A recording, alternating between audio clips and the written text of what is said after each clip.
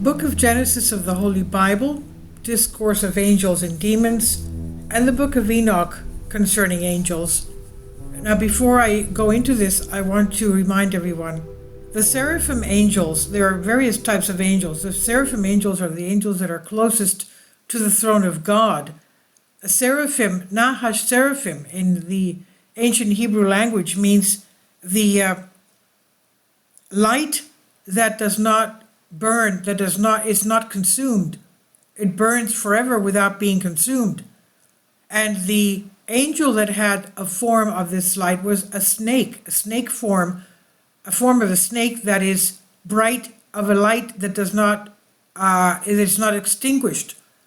Now, when the light of the uncreated light of God was taken away from the serpent that was cunning enough to persuade Eve to go against God's commandments, God found this out, removed his uncreated divine light, and turned him, claimed he left him with a snake appearance and said, from now on you will be crawling on the ground.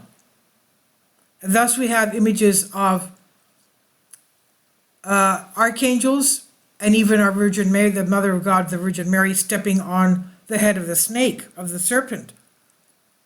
We also know that in the Old Testament, in the book of Exodus, when the tribes of Israel were in the desert of Sinai with Moses leading them, they were there was one event where they were bitten by snakes. And Moses went up a high area with his rod. He put a copper serpent around his rod. Why did he do that? The copper serpent, when the bright light hits some metallic thing, of course, it blinds you. It reflects the light of the sun, blinding us, reminding them of the seraphim angels which were close to the throne of God. And he said to them, look at this. Whoever looks at this will be saved.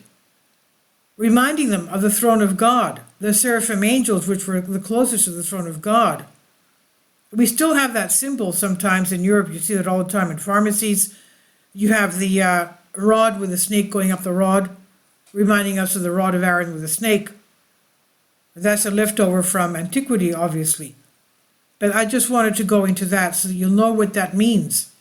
Now, Enoch is considered the patriarch of the Jews. We don't know many things about his life except for a few and somewhat confused items which are mentioned in the Holy Bible, especially in its first book, that of Genesis. According to tradition, Genesis chapter 4, verse 17, Enoch was the son of Cain and the father of Jared, while according to the genealogy of Seth, Genesis chapter 4, verse 18, he was seventh from Adam, son of Jared and father of Methuselah. He lived 365 years in perfect obedience to God and transferred to heaven without knowing death. Genesis chapter 5, verse 24. This transfer of his to heaven created a legend around his name, as a result of which he wrote various philological works about him. There were works written about him, which Hebrew combined into a single work with a general title, Book of Enoch, about 200 BC. The book was originally written in the Aramaic or Hebrew language. Excerpts of it are preserved in Greek and Latin translation, and the whole in Ethiopic, which is why it is also known as the Enoch 1 or Ethiopic Enoch, to distinguish it from another apocryphal called Enoch 2 or Slavonic Enoch. One can also find it under the names Enoch or Orasis Enoch. The division of the work varies from critic to critic, but we will mention that of George Beer, which is cited in the late Savas Avouridis. He lived 365 years in perfect obedience to God and transferred to heaven without knowing death. This transfer of his to heaven created a legend around his name, as a result which he wrote various books are written about him. The speech about angels and demons. The desire to deal with the angelic section of Enoch was purely for the information of our readers, because the purpose of anti-heretical is not only to deal with heresies, but also to inform the faithful, because we believe that the correct information about the issue of our faith helps the believer to have a complete and clear view of what he believes and believes in. So many names of angels or demons that are familiar to him and he thinks are mentioned in the Holy Bible, he'll find that not only do they come from there, but even more so, they don't even refer to this. And we'll start with chapter 6, 7, and 8, where the fall of the angels, whom the author calls the reprobates, or rebels, and their mingling with women. The fallen angels and their mingling with women are described, which apparently the author has borrowed from the corresponding narrative of Genesis chapter 6, verses 1 and 2. And worthy of attention is that while the Genesis narrative of the event in question is very brief, just 2 verses, in the book of Enoch, not only is it more extensive, but also mentions the names of the fallen angels and what immoral and obscene acts they led people to do with their through their teachings. It should also not escape the attention of the reader that the construction of war objects is considered by the author as a work of demons, as well as the discovery of metalworking and the early stages of science, hence astronomy and the observation of the course of the moon. The fall of angels and degeneration of humanity.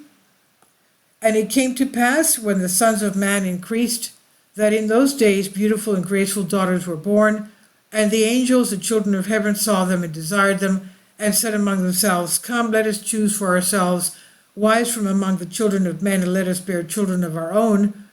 And then he said to them, I fear you will not agree to do this thing, and I alone will pay the penalty of a great sin. And they all answered him and said, Let us all swear an oath, and bind ourselves to mutual curses, not to abandon this plan, but to do what we have decided. And then they all swore together and bound themselves with mutual curses. In other words, to do what the evil one told them to do. And in all there would be 200 who went down in the days of Jared upon the top of Mount Hermon, and called it Hermon because they swore and cursed one another upon it. And these are the names of their leaders. And these are the names of the demons, that is. Shemiaz, their leader, Arathak, Kimbra, Shamina, Daniel, Araeros, Shemiel, Yomil, Kohariel, Ezekiel, Bathiel, Shathiel, Atriel, Tamiel, Barakiel, Ananta, Thoniel, Ramiel, various others. Anyway, chapter 6, verses 1 to 8. And all the rest took with them wives for themselves, and everyone chose one, and they began to enter into them and to defile themselves with them, and taught them charms and pharmacies and rhizotomes, and taught them to know herbs. And these conceived and gave birth to great giants, 3,000 cubits in height, even tells us here how tall they were, who devoured the labors of men. And they began to sin against birds and beasts and creeping things and fishes, and to eat one another's flesh, and to drink the blood. And the earth blamed the lawless, chapter 7, verses 1 to 6. And Hazael taught the people to make swords and knives and shields and breastplates, and make known to them the metals of the earth and the art of working them, and gilts and ornaments, and the use of antimony and the beautifying of the eyelids, and all kinds of precious stones and all dyes. They were, as was much impiety, and they committed fornication, and were led astray and corrupted by their teachings. Semiazas taught them charms and rhizotomies, Armaros the solution of charms, Rachiel astrology, Hochiel the signs of the earth, Sathiel the constellations, Seriel the course of the moon, chapter 8, verse 1 to 4. Names and functions of the 7 archangels.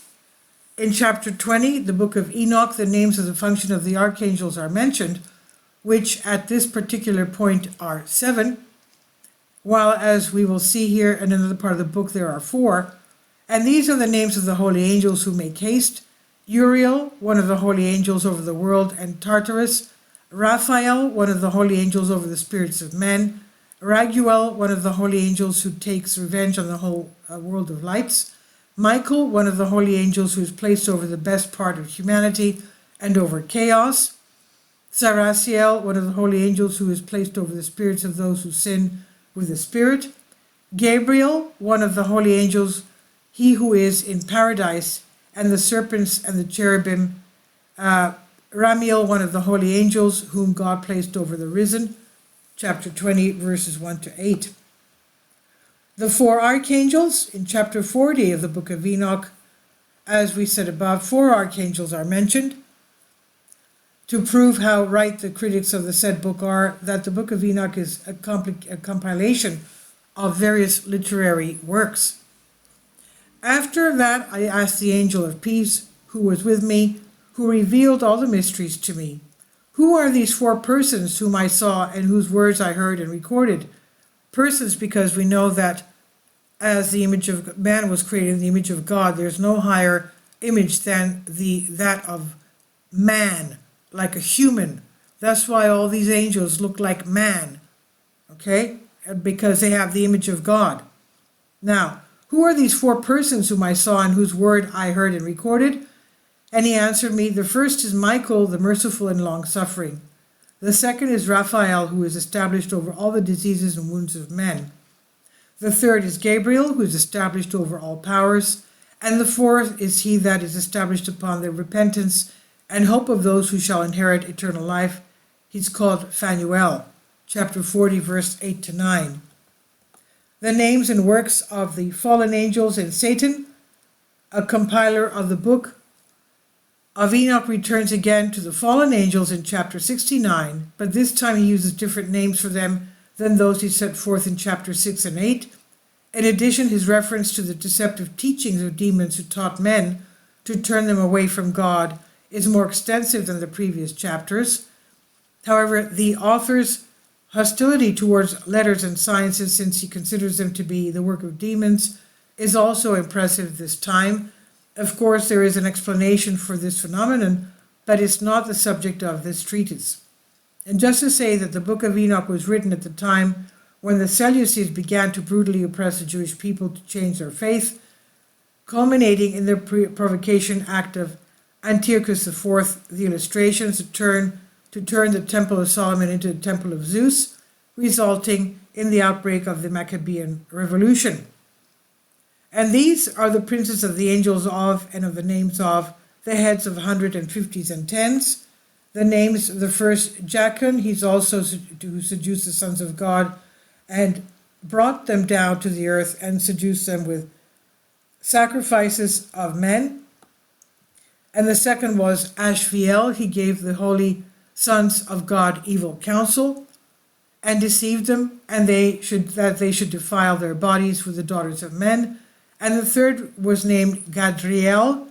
This is he who pointed out to the children of men all the deadly blows, deceived Eve, and pointed out the shield and the breastplate and the sword for battle, and all the weapons of death to the children of men.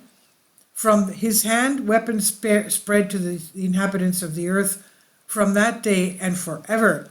And the fourth was called Penemue. He taught the children of men bitter and sweet, and taught them all the secrets of their wisdom. And he instructed mankind to write with ink and paper, and thus many have sinned from age to age until this day.